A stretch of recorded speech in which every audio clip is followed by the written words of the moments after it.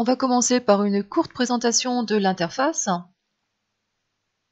et l'on ira ensuite vers le détail et toutes les actions qu'il est possible de mener via ces différents menus que l'on peut observer. Pour ça, je vais utiliser le compte de mon amie virtuelle Elisabeth qui vient tout juste de se créer un compte et qui donc découvre, tout comme vous peut-être, pour la toute première fois cette interface. En partant du haut et en allant de la gauche vers la droite, j'observe ici le logo Google, ce qui signifie que si jamais je n'étais plus sur cette page d'accueil Gmail, je pourrais en cliquant sur le logo revenir à ce même endroit, cette même interface. À sa droite ici, la zone de recherche de Google qui vous permettra d'effectuer des recherches dans l'ensemble de vos messages en utilisant des critères et des opérateurs. Je retrouve ici à la droite le nom de mon utilisatrice, le lanceur des applications. Plus bas, et en repartant de la gauche, ici, j'ai un sous-menu Gmail qui va me permettre d'accéder à deux autres applications qui sont, peut-on dire, imbriquées. Il s'agit du gestionnaire de contacts qui vous permettra de compléter vos fiches contacts avec les adresses, les téléphones, de vous créer des groupes de contacts et d'utiliser ces groupes comme étant vos destinataires dans l'envoi de vos mails. La liste des tâches qui est une mini-application complètement intégrée et que vous retrouverez également dans l'application Agenda. À sa droite, vous avez donc un menu haut, ici donc 3 boutons, le bouton rafraîchir vous le connaissez, plus qui permettent d'éventuellement marquer tous les messages comme lus. Ici un bouton qui vous permet de sélectionner l'ensemble des messages, effectivement sur la sélection ce menu se modifie. On verra ça tout à l'heure. À sa droite on voit ici un petit compteur qui nous indique que sont affichés de 1 à 4 des messages sur 4. Si vous aviez beaucoup plus de messages, vous pourriez accéder aux pages suivantes et aux pages précédentes de votre liste. La langue. Et ici, on a la roue dentelée qui, vous connaissez maintenant symbole, vous permet d'accéder à des paramètres, dont une interface complète de gestion de vos paramètres. Vos messages, pour l'instant, donc ils sont au nombre de 4. Ils sont dans l'onglet principal. Vous voyez que vous avez deux autres onglets. En fait, vous pouvez en avoir jusque 5. Il s'agit du classement automatique que vous propose Google avec ses algorithmes. Je vous expliquerai de quoi il s'agit.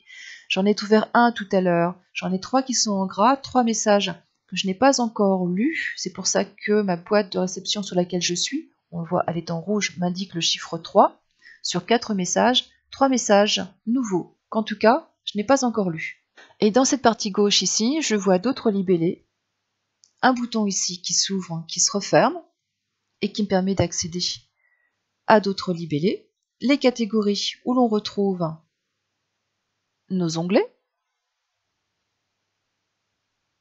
Deux petits liens pour gérer l'ensemble de ces libellés. Un chat.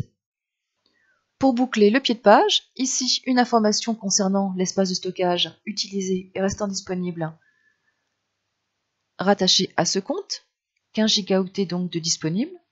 Le bouton gérer me permettra d'aller sur la page me donnant l'ensemble des informations quant à cet espace de stockage. Je peux à tout moment reconsulter les conditions d'utilisation, de confidentialité. J'ai une information sur la dernière activité du compte. Si j'ouvre le détail des dernières activités que j'ai eues sur mon compte, je vais effectivement voir quelles sont mes dernières connexions. Je vais voir l'adresse IP que j'ai utilisée pour me connecter, le type de navigateur, ce qui fait que si je ne change pas la préférence relative aux alertes qui par défaut est afficher une alerte en cas d'activité inhabituelle, si je ne la modifie pas pour ne jamais afficher cette alerte, à chaque fois, les toutes premières fois où un nouvel appareil, une autre adresse IP, un autre navigateur est utilisé pour se connecter sur mon adresse de messagerie, je recevrai systématiquement un mail m'en informant.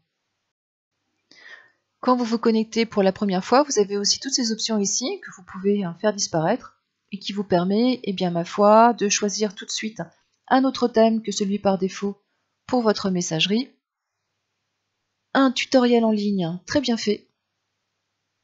Un utilitaire qui vous permet d'importer directement les contacts que vous aviez déjà enregistrés depuis un précédent compte de messagerie. De télécharger l'application sur votre mobile.